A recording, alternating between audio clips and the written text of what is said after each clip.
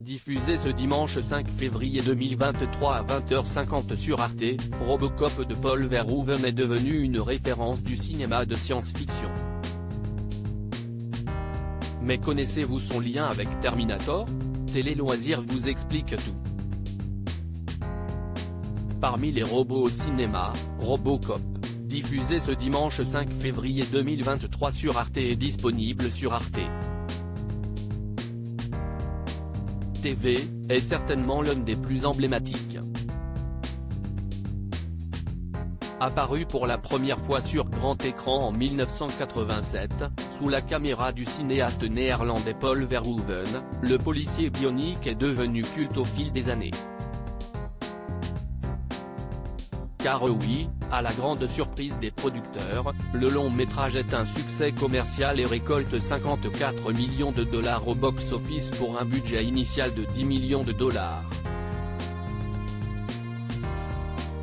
Le film place également Peter Weller, alors inconnu du grand public, sous les projecteurs. Il s'agit aujourd'hui du plus grand rôle du comédien aujourd'hui. Robocop, une satire dystopique en 1987, Robocop débarque dans les salles obscures. Dès lors, les spectateurs sont plongés dans un futur proche, à la fin du XXe siècle. Alex Murphy, incarné par Peter Weller, est un jeune policier abattu en pleine mission. Mais comme tout bon film de science-fiction, il est finalement ressuscité pour devenir un cyborg indestructible, programmé à faire régner l'ordre.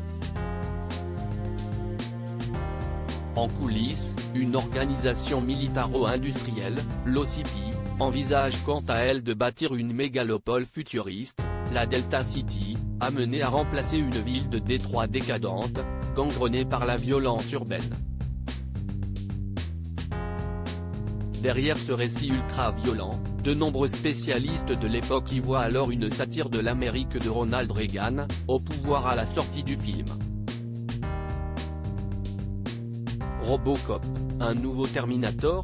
Quelques années plus tôt, en 1984, James Cameron dévoilait un monument venu bouleverser les codes du cinéma de science-fiction, Terminator.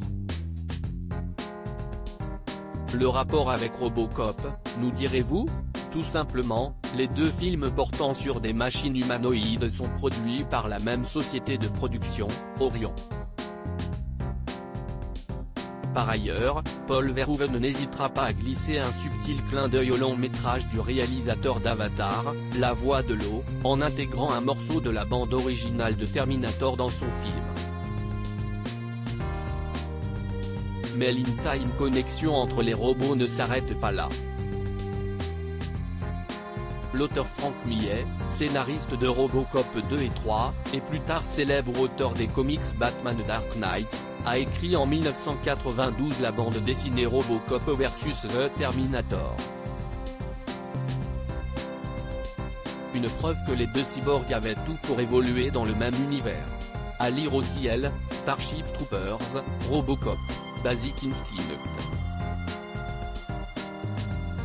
Top 5 des meilleurs films de Paul Verhoeven.